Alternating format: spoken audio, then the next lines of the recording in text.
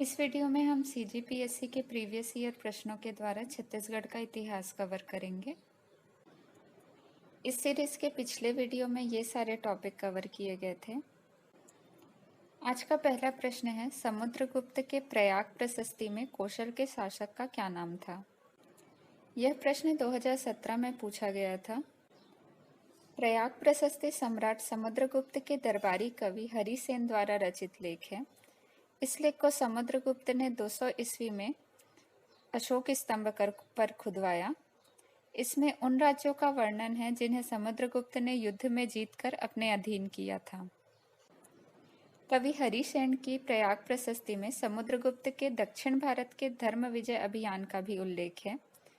इस अभियान के दौरान समुद्रगुप्त ने दक्षिण कौशल के शासक महेंद्र एवं महाकांतर, जो अब बस्तर क्षेत्र के नाम से जाना जाता है, के शासक व्याघराज को परास्त किया। दोनों राजाओं ने गुप्त शासकों की अधीनता मान ली और अपने अपने राज्यों पर शासन करने लगे। दुर्ग जिले के बानभरत एवं रायपुर जिले के आरंग से प्राप्त गुप्तकालीन सिक्कों से भी स्पष्ट होता है कि यहाँ के शासकों ने गुप्त वंश का प्रभुत्व स्वीकार कर लिया था। अतः इस प्रश्न का उत्तर है, प्रयाग प्रशस्ति में कौशल के शासक महेंद्र थे। अगला प्रश्न है, कलचुरी राज्य के प्रमुख लगान अधिकारी के पद का क्या नाम था? इस प्रश्न के उत्तर के लिए कलचुरी वंश के शासन व्यवस्था की डिटेल देखते हैं।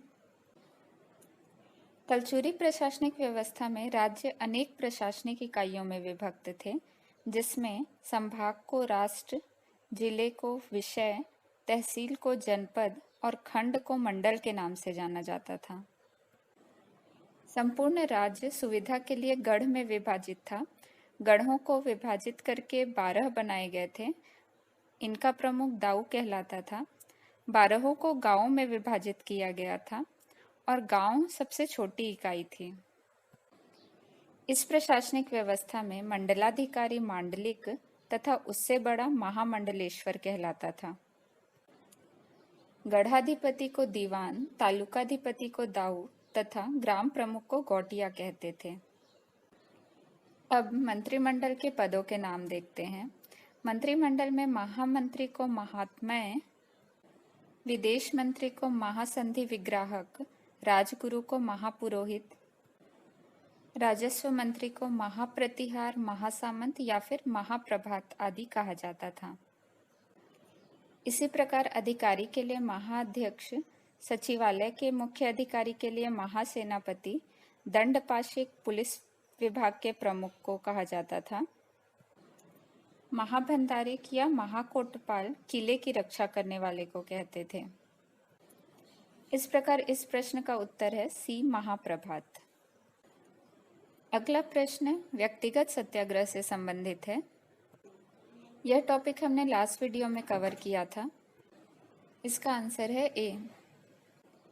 अगला प्रश्न ब्रिटिश कालीन मराठा शासन से संबंधित है, जिसमें ब्रिटिश अधीक्षकों के बारे में पूछा गया है।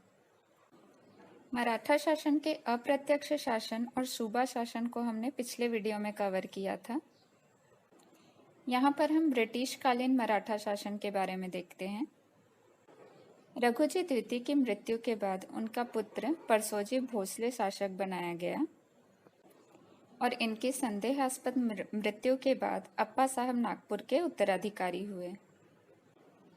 अप्पा साहब ने अंग्रेजों की इच्छा के विरुद्ध बाजीराव द्वितीय के साथ संबंध स्थापित किए और जब पेशवा बाजीराव द्वितीय ने अंग्रेजों के खिलाफ विद्रोह किया तो अप्पा साहब ने बाजीराव द्वितीय का साथ दिया, जिसके कारण तृतीय आंग्ल मराठा युद्ध हुआ।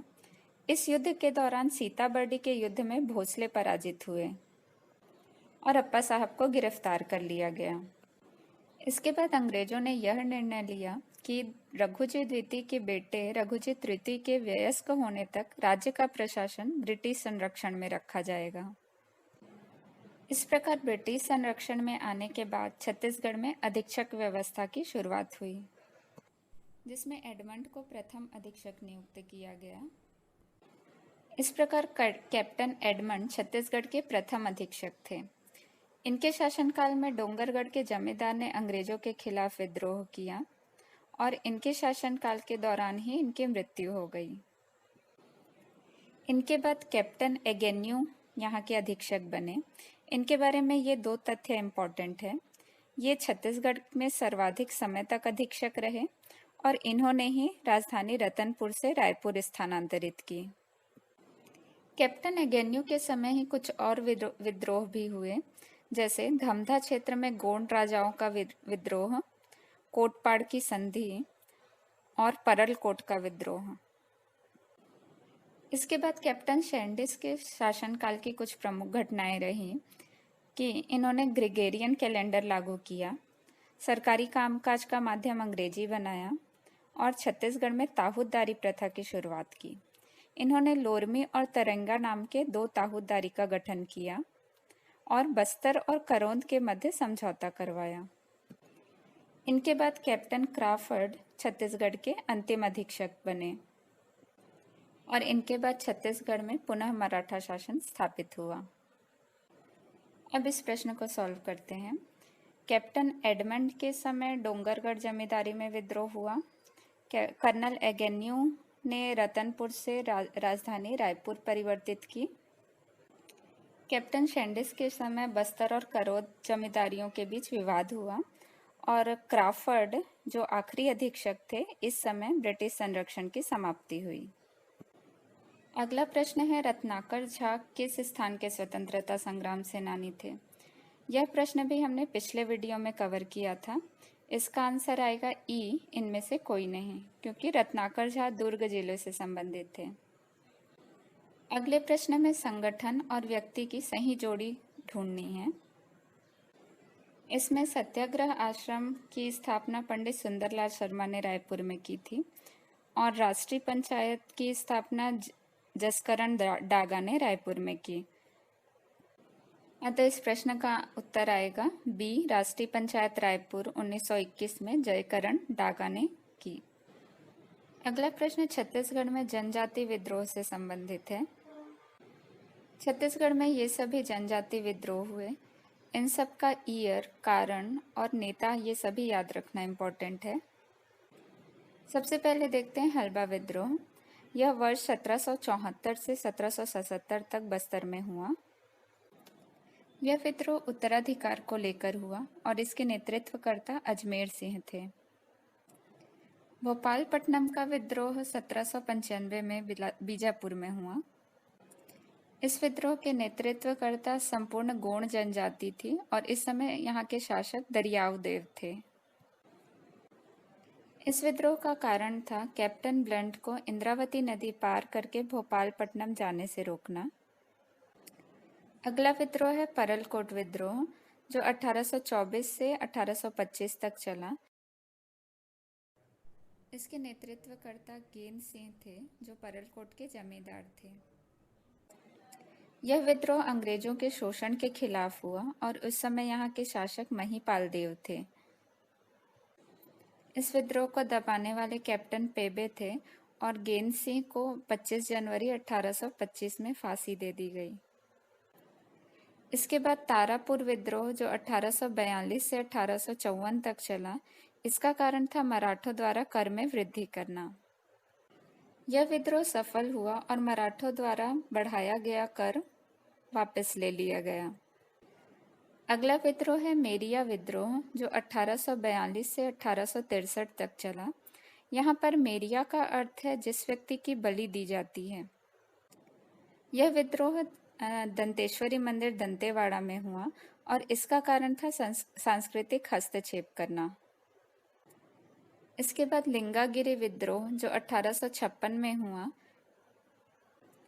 इस विद्रोह का कारण था बस्तर को अंग्रेजी साम्राज्य में मिलाने के विरोध में। इस विद्रोह के कारण धुर्वाराम को फांसी दे दी गई और यह पहला सशस्त्र विद्रोह कहा गया। कोई विद्रोह 1859 में हुआ, जो वृक्षों की कटाई के विरोध में हुआ। इस विद्रोह का नारा था 1 साल के पीछे 1 सिर। इस विद्रोह के नेता नागर दोरला थे। यह विद्रोह सफल रहा और अंग्रेजों ने वृक्षों की कटाई रुकवा दी। यह अंग्रेजों के विरुद्ध प्रथम सफल आंदोलन था और इसे चिपको आंदोलन के नाम से भी जाना जाता है। इसके बाद है मुरिया विद्रोह, जो 1876 में हुआ। इसके नेतृत्वकर्ता थे झाड़ा सिरहा। इस विद्रोह को मैक जॉर्ज ने दबाया। मुरिया विद्रोह को बस्तर का स्वाधीनता संग्राम भी कहा जाता है। इसके बाद है भूमकाल विद्रोह, जो 1910 में हुआ। इसके नेतृत्वकर्ता थे गुंडाधुर। ये नेतनार के जमींदार थे। अब इस प्रश्न को हल करते हैं। इसमें सही उत्तर है डी, मुरिया विद्रोह, जो सन 1876 में हुआ और इसके नेतृत्वकर्ता थे झाड़ा सिरहा।